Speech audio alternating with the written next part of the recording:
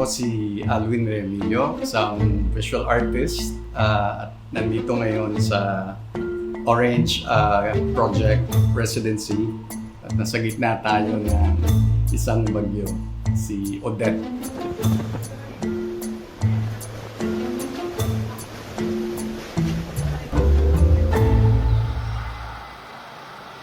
Parang ang ikli-ikli ng panahon kasi last month, November 19, ako dumating to start the residency dito sa Orange.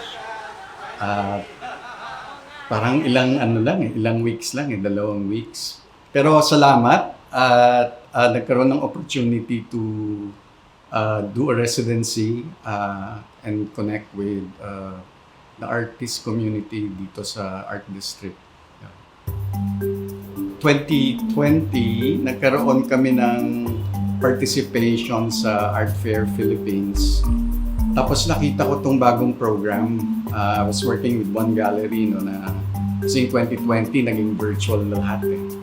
Nag-change yung landscape because of the pandemic. Tapos lumabas yung program while checking their website on call for a residency na I think magandang parang response to the situation. I've been away for more than 16 years. Left in mid-90s to migrate to Australia.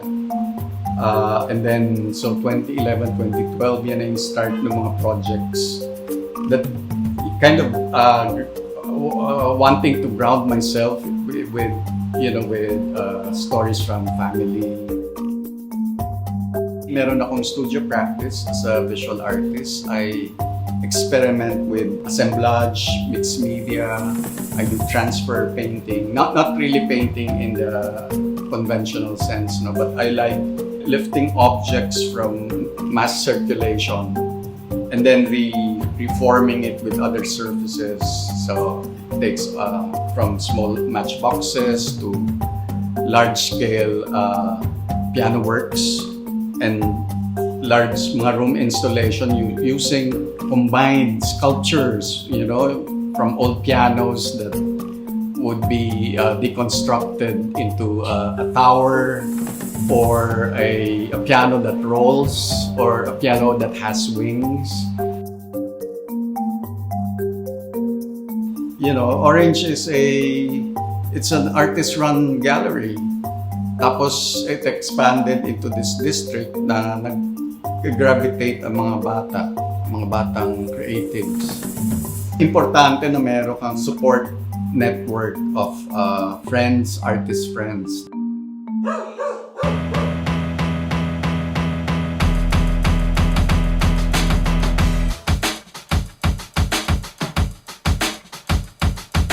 Siya yata yung second artist na nag-strike sa akin.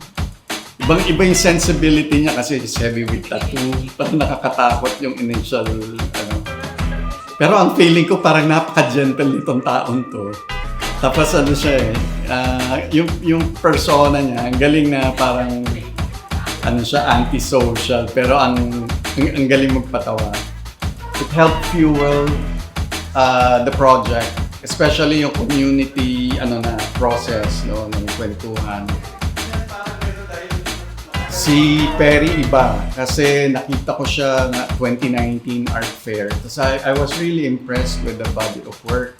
Tapos nag-start nung visit natin doon sa bahay. Sabi ko, wow, ito yung artwork. Yung bahay yung artwork. Parang walang disconnection doon sa tao eh. Ano yung tao, tsaka yung connection sa art ng isa. Ang ganda ng sharing yung paggawa ng objects. Kasi yung mga objects, may pinanggalingan eh. Hindi lang siya parang random na object. Tapos meron yung pagpupulot nun, meron ding ritual at kwento. Sabi niya nga para ka nag-drawing. Pero ang ginagamit niya, yung fishing line. So connections. And then, stories. So yung process ng pag-connect, ganun din dun sa objects. So gumawa ako ng prototype Si Perry nga may experience siya dahil ang kanyang family talagang gumagawa ng boats. May ganun silang connection sa boat building. Simple lang naman yung flotation sa finding an inflatable tire tube, truck size. And then doon mo i-float using bamboo frames. Pero connection yun, parang DIY, no? Hindi siya functional siya, pero hindi siya complicated gawin. Anyone can do it, no? Doon sa tying. Tsaka paggamit din ng basic tying, wala kami mga pako-pako, yung gano'n. And then, pag start na yung pinaka-armature, yung frame nun, na siya, mas madaling ma-invite ang ibang tao to create. Sabi ko yung mga elements, secondary elements, tertiary elements of chimes, turbines made from recycled plastic bottles. Na-animate din siya. Parang it's a toy. Naging malaking toy na at the same time may ilaw siya. So lantern siya. So naging final form niya, it's a flotation, and then gumugulong yung project na as a parang artist na part ng residency project yun. Parang na-allow din ako na to move backwards, 2 steps backward, kasi allow the dynamic to happen. Ito kasi yung idea ng parang paggawa ng art na hindi ka lang limited dun sa studio practice mo, sa loob ng studio space, na although may ginagawa ka niyan, may extension din yan sa role natin bilang citizens, role natin bilang members ng community, being parents or to kids, or being children to our parents, no? Connection natin sa community. Siya? Biyahe. It's a journey. Siguro journey of exploration din, of meetings, of like-minded people, of creating friendships and family. Kung na pipigtas tayo ng pandemya, meron din tayong pamamaraan ng pagko-connect. Siguro even in a much better way pag nangyari yun, kasi mas meaningful .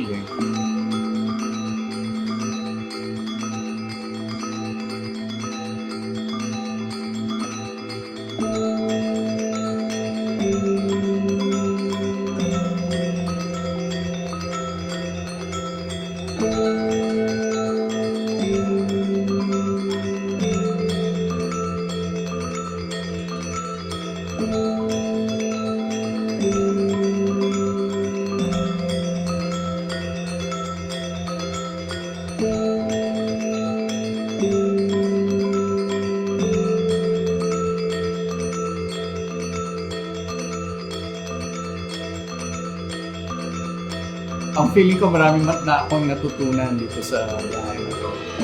And I'm hoping din yung mga nakasalamuha ko, parang ganun din yung mga nakuha.